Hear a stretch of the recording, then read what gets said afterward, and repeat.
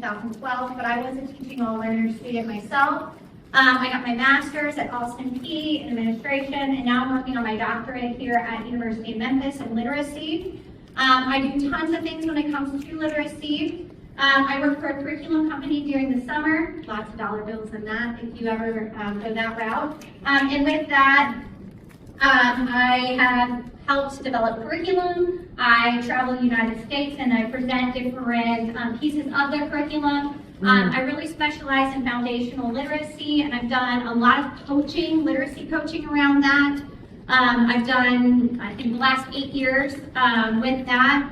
I was with Memphis Shelby County Schools for 9 years, where I was self-contained second grade, taught all things, and then I moved with the class 1 year and did third grade, and I was with them for 2 years, and they're now freshmen in in college. And they're, oh my God, I can't believe that I'm that old. It just time flies. And then now at campus school, I teach third grade, and that's where I've been. I also do other things, like I've been on the instructional team, grade chair. Last year, I worked with the College of Ed, and I was a writing coach through their process when they planned and wrote. There's just so many different things that once you become a teacher, you can take leadership and kind of wearing other hats or exploring other things you can do while you're still in the classroom.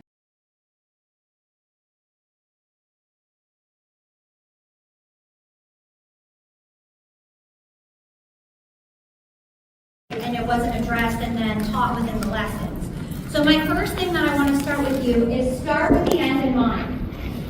Once you have looked through that assessment, you know the question types, you know these standards that are addressed in those question types, and those standards always tie to the Tennessee State standards.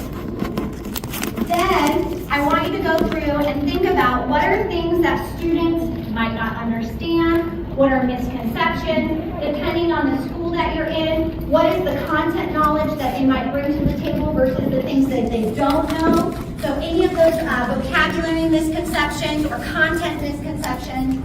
And then I also want you to know what standards are being addressed in that assessment or in that unit.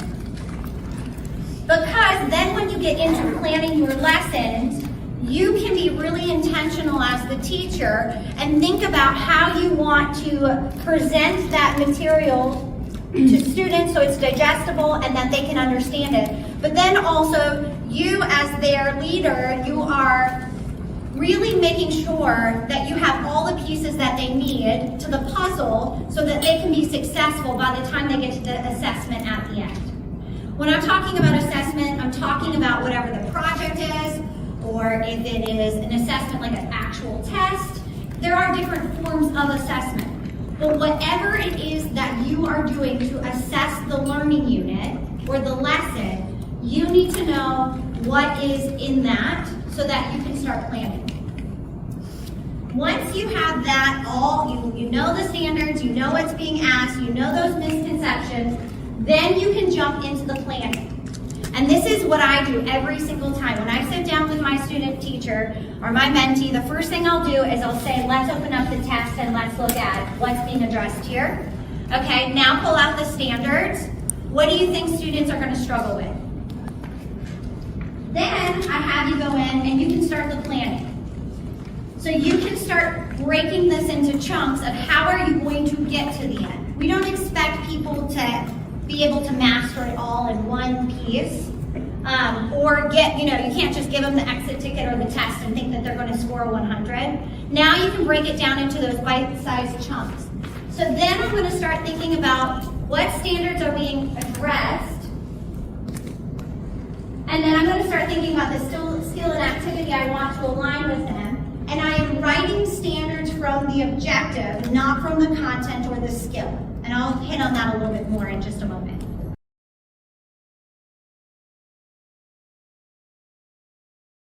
Then I always start with my mentee. These are the 3 things I want you to master in your plan first. I want you to have some kind of opening, work time, and closure. So when you think of a lesson, how are you opening up that lesson? Is it a fun activity for the older grades 3 through 5? As if you rotate classes and you have different sections, maybe you have a walk-in work or a bell work. It has all these catchy names. If you are just transitioning from one subject to the next, how are you doing that transition? Is it with a song? Are you going into like that do now work? What are your routines there? Then you have your work time. That's where you're actually going to go, and in the next slide I'll go into a little bit more of that. And then also then at the end we always have closure. This is the area where we run out of time, and a lot of times it gets skipped. It's also one of the most important times of the lesson. It is where they are taking all of their thinking from the day and they are reflecting on it and they are internalizing it and making it their own. Come up with some kind of routine in your lessons that you can streamline. For example, I might have some guiding questions, or I might have some questions. Okay, it could be, there's green. You can look at the different things like 1, 2, 3. Like, what's one thing you pulled from the lesson today? What 2 things that you weren't sure about? It could be something simple like that, or maybe it's a question. Reflect on your learning today. What was one thing that you struggled with? Or maybe what's one thing that surprised you? It could be a reflection piece. Do not skip over it. Maybe you tie it back to the objective, the learning today. Hey, this was our objective at the beginning of the lesson. Turn and talk with your partner. What's a way that you met our learning target today? Do not skip the closure. It's so important that we don't. And even with time, I know time is one of the biggest hurdles we have as educators, but make sure that we're always going to the end and we're doing some kind of closure and debrief and we're bringing that lesson to an end.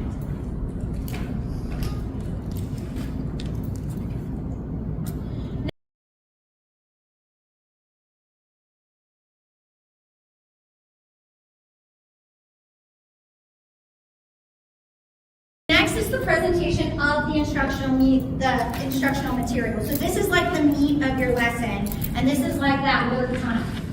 Does it have a logical learning sequence? Does it make sense? Is it something that can be easily tracked by the students? Does your lessons match the assessment? I always go back, is it worth your time in the class? I just said time is a restraint. So whatever you're doing in the class, is it meaningful, and does it tie back to that objective? Does it tie back to the standard? Does it tie back to the assessment? And then there's some things that I want you to consider. Once you get comfortable with the opening, the work time, and the closure, and you get really comfortable with that structure, then I want you to think about these things. Where do you have modeling in your lesson? These are all things that are in that rubric. Where are you explicitly standing in front of students and you are modeling what the learning looks like? Where can you pull in the students? Where can you have peer modeling? When you get into the classroom and you start your first year of teaching and whatever rubric it is, one of the big shifts is going from a 3 to a 5 or whatever that scale is when you can start putting all of that cognitive thinking load from the teacher back onto the student. Not only am I just modeling, but where in the lesson can I pull students up and where can I have students highlighting and modeling their thinking and their work? That's that shift from a level 3 meeting expectations to a 5 on the TIM rubric for teachers. When you start having students also show their work and show that thinking. So not only where can you model, but where can I pull in students? Hey, this is an excellent answer. Let's pull it up underneath the camera today. Or, oh, I love how you're sounding out your letter A. Can you show the class, can you turn and model, the letter A? Even in kindergarten, right? Next, engagement. Nobody wants to just sit. It's boring. We have little kids. Let me tell you, 5 and 6-year-olds, my son's in kindergarten. He can't sit there more than like 15, 20 minutes. And he's a good one, y'all. He is the kid that is in control of his body, but still after 15 minutes, he's, how are we being engaging? How are we pulling students in? How are we making this fun? There's so many different protocols we can use here. Callbacks, chants, songs, movement. Where can you tie in all of those fun, exciting different things? This is a different generation we are teaching of children. Technology, being in front of screens are real. and attention spans are much shorter. From when I first started teaching to now, I feel like every day I'm like, hey, I'm up here. I literally am like in front of students, like putting on a show because I have to keep their attention. And it's figuring out ways to engage them and keeping them into the learning. How can I make real world connections? How can I tie what we are learning right now? How does a noun, what is a noun important? How does that tie to your life? How does it, and I always think of three things when I'm talking about connection, real world connection. How does it connect to the text we're learning? How does it connect to your life? And how does it connect to the world? So self, world, and text. It can be any of those connections. Think about that in your lesson. Scaffolding. We have all different types of brains and all different types of learners. Are you making sure that in your planning, are you addressing all of those different needs? Not only do we have different types of learners, think about when I was talking about movement, some of us are really good with visuals. Some of us are really good with just listening skills. Some of us have to move to learn. So are we also thinking about those things with engagement and our different types of learners when we're scaffolding? And scaffolding, there is, I could give you a whole PV just on that, on differentiation and what does that look like at different ages? This is something that is just continued work for all educators. And then the last one is, where can you provide choice? Choice could be context, it could be like the actual assignment, it could be what they're writing about, choose a graphic organizer, maybe it's the tools that you're using today. Where can you provide choice? Even as adult learners, we like to have choice. And when you give choice, you take the ownership then becomes more of your own, and you feel more like pulled to it. You feel more responsibility for it, right? Same with kids, all ages. You give them the choice, and then they feel more connected to whatever that assignment is. So I wanted to kind of like I gave you a lot. I know that's a lot in a short amount of time, so I was going to kind of just walk you through how I would do this. So this is an actual third grade assessment that I am getting ready to give on Friday, like this Friday. And so the first thing I do when I look at this is I read through the assignment, and it's really blurry, you can't see it, but this is the story. It's a literary piece, so it's tied to our literacy third grade standards. And then we talk about what do close readers do at third grade. So the first thing you always do is you read for the gist, which are pulling out just those key details. And then based off of those key details, we come up with what is the central message or the lesson or the moral. Then the second time we close read, we're going to dig a little deeper. And for us, this time it's looking at different vocabulary or literal and non-literal words. It also can be text structures. The list goes on and on, but we're getting a little bit deeper in the text. And then the third time we come to the text as close readers, what we're going to do is we're now going to take all those pieces, the gist, the central message, and all of those vocabulary or text structures or pieces that we did. And then now we're going to put it all together and we're going to write.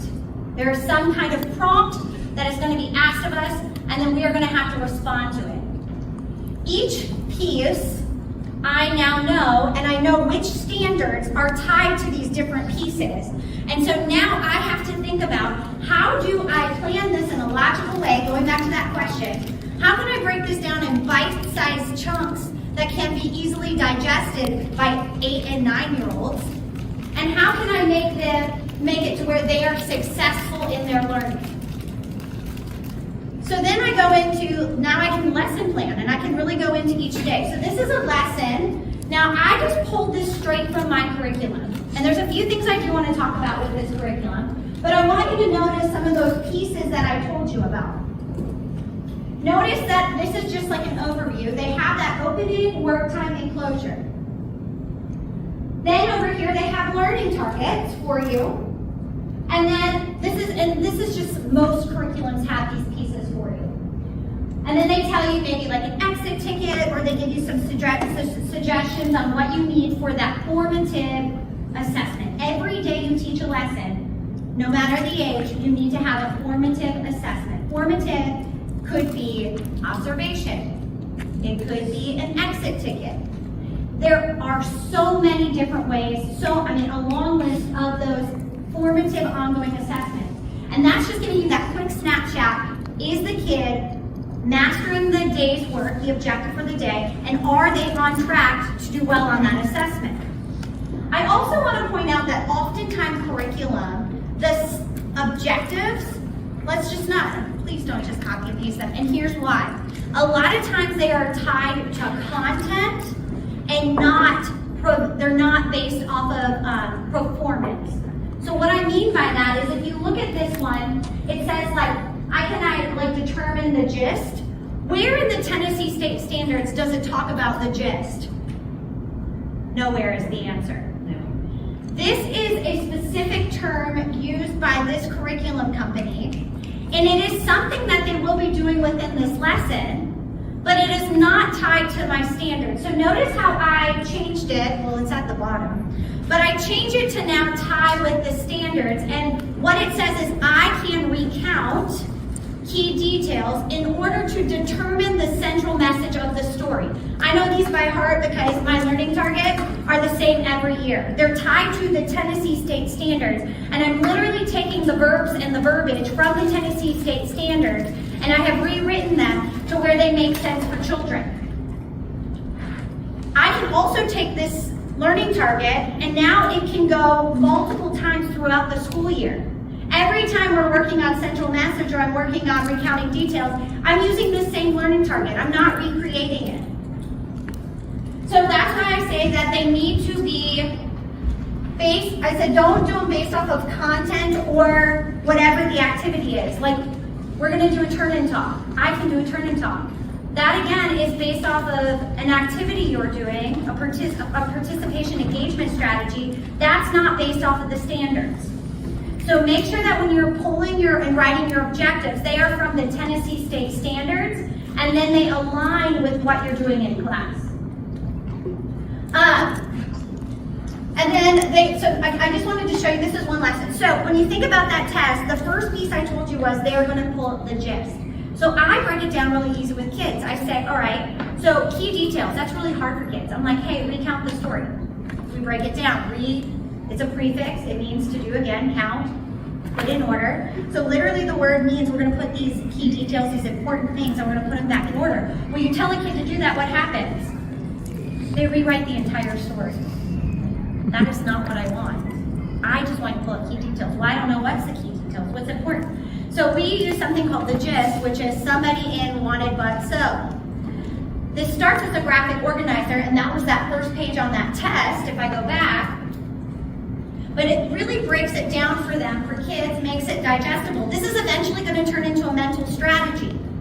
This is something we can do as an adult, kids cannot. So we're going to practice it in this graphic organizer over and over again. But as the year progresses, this is eventually going to turn into something like math. You have mental math, right? You start on page and then eventually it turns into mental math. Same thing, it's eventually going to turn into something that you can do on your own, but right now we're going to practice it over and over again. This is how you pull key details. And I practice with them multiple stories, not just once. We do multiple stories. We practice this graphic organizer, and then when I get to the test, it's a new text, same graphic organizer. Each day, I collect it as a formative assessment. How are they doing on this graphic organizer? That could be a formative assessment, collecting what they did on the worksheet or on the activity in the class. Okay, so-and-so is doing really well with this. Oh my gosh, this person has no idea what a challenge is. They do this. The challenge. They cannot pull out what the problem is in the story. So you can then start differentiating, pulling them back in small group when you're filling this out. Then notice the next part is the question. We're talking about those questions. And so then I progress and I do that. And then my next lesson, I'm going to go through, give them strategies. How do we do multi-select questions? And I'm doing that. And then my third piece before I get to the test is I teach them how to do a written response. So do you see how I logically started from the assessment and then I pulled out and I went through and I made sure I put it in bite-sized chunks for the kids before they get to the assessment. Now when I give them their test on Friday, I have seen I've done it in multiple steps, and I've also had different things along the way that I've collected, graphic organizers, questions, exit tickets, and short responses, so I know that they are prepared and ready for their test when I give it to them on Friday. So that's what I'm asking you to do. I want you to think with the end in mind. Look at the assessment, look at the task, whatever you're asking your students to do, and then go back and start planning day to day.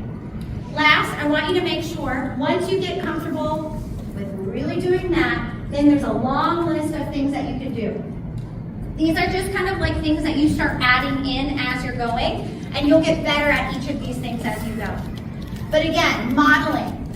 Where is gradual release in, and I'm not sure if you've talked about this in your classes yet, but where is that in your lesson? You cannot expect students to master something if you've never modeled it to them. Have exemplars. If you want them to write a written response, have one already done that you can show them as an example and then walk them through that process. Give them a strategy. We use ACE, answer the prompt wholly. Cite examples, explain it in your own words. Give them something that's easy to attack and to digest. You need to model, do it together with them, let them turn and talk with a partner, work with a classmate, and then release it to them. Sometimes this may not all happen in one lesson. Sometimes maybe the first lesson is me modeling and we work through it together. Maybe lesson 2, because it depends on the content, right? Sometimes reading is, you can't do it all in one day. But in math, a lot of times you can. So maybe another day, I model again and we get through, okay, let's do this class, now turn with your partner, and eventually you get to the assessment where you're doing it by yourself. Then think about all those engagement strategies, turn-in talks, talk to the person in front of you, get a pinky partner. There's so many different ones. Maybe you're using those different protocols. Oh my gosh, the list goes on that. Then those real-world connections. Remember I told you, self, text, and world. How can you relate it to yourself? How can you relate it to the text? How can you relate it to the world? I hear my third graders outside, so I know that that's my cue at recess. So where do you need to differentiate the learning? Where do you need to scaffold it so that everybody, even when I do say it was the writing prompt, one way I could differentiate this is I could give sentence starters. Hey, not everybody needs this, but I know some of us, remember we were talking about breaking down the prompt and what the question is asking us? I want you to look. Here, I have some sentence starters to help you. You just go in now and find the details and put it in, whatever the information is. So now they're not thinking about, oh my God, what was the writing prompt again? What's the structure of it? Now they know the structure. You gave them the structure. They just have to put the content in. Think about, these are different ways you can scaffold. You can scaffold the content. You can scaffold the process to get there. You can scaffold the product.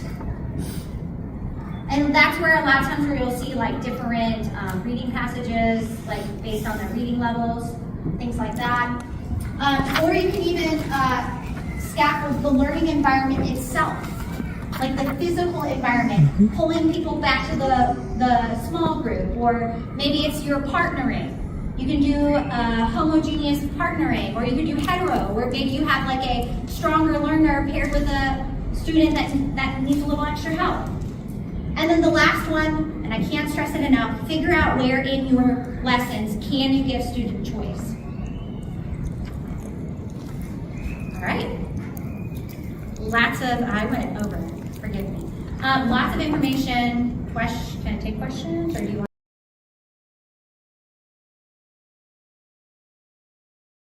And how it looks breathing in her daily. And she literally showed you what she's covering right now.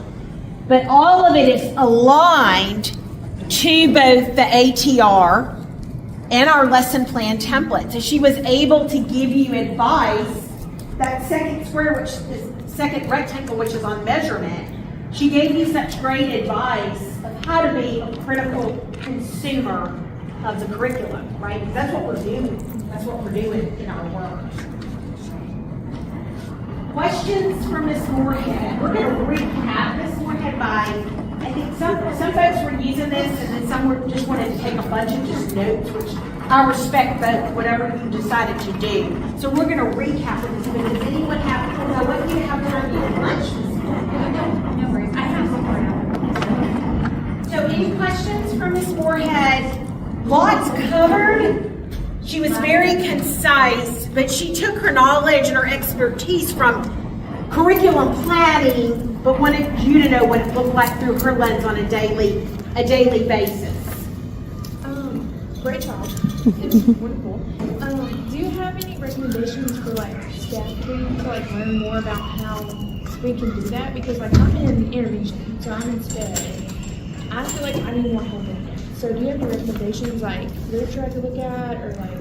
There are so many books and resources and things out there. Also, I'm gonna just be very honest with you. This is a challenging thing. It is something that is hard to do, and be patient with yourself. And there's no right or wrong answer because it all depends on the learner, right? Like one scaffold, I can't just say, here, this is what you need to do, because then it also depends on the kid and what they need. Whenever in doubt, I mean, Google, but I'm sure that they have tons of books and resources and things that they're going to share with you when it comes to these different pieces too. But just, I don't know, that's not a very good answer, but it could be the content. Maybe you differentiate, you give them sentence stems, or in SPED it's interesting too because sometimes students can't write, so then maybe they verbally give it to you. You know, that's a differentiation. I don't know how to, I can't answer that because it just really depends on the kid. I would say also go to the IEPs because they have a lot of those things. If you're in that SPED class, IEPs, a lot of those things are already written. Their accommodations, their modifications, and they're learned, like they have specific targets in there, and a lot of that's already written how you need to do that in there. Thank you. And I think too, it depends on the discipline and the grade level, the content. So a great model of scaffolding happened today for you. And this is what happened. We first presented you with the activity of annotating your own lesson plan. Just making connections to these 4 indicators and descriptors.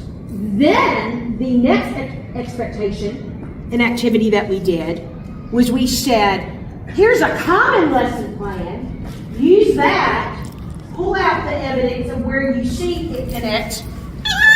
But now you're looking for missed opportunities.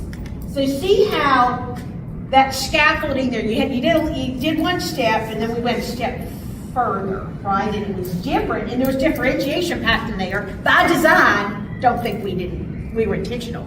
You first used your own lesson plan, and then you used the common lesson plan, right? So that's a perfect example. We're always, as Moorhead, trying to call out in our practice for with them so that they can see it and know what it looks like, right? I think if anything today, hopefully lots of great seeds were planted, and maybe on this organizer or maybe in your notes, through her presentation, you learned about things that you want to know more about. That's what we do as educators. That is the mark of success. When we can plant seeds and folks want to know more, they're curious to know more. So that's really my hope too, from hearing from this Moorhead. And you were at the beginning of it, right? You're just now starting this. Just like my students, I wouldn't expect you to be able to nail all of this the first time you do it. Remember I said start with the assessment and then just start with opening, middle, close. Start there, get really good in that, then move to the next part. Like that seed you want. Maybe yours is differentiation. Maybe yours is modeling. Maybe yours is engagement strategies. Like pick that one thing and like kind of then do a little bit of reading and research on that. Such great advice. If not, you're gonna be overwhelmed and take a baby step. Absolutely, and we're just aiming for proficient. By May. Yep. It's September. We trust the process. We trust the journey, Ms. Moorhead. And so let's give Ms. Moorhead a hand. Thank you.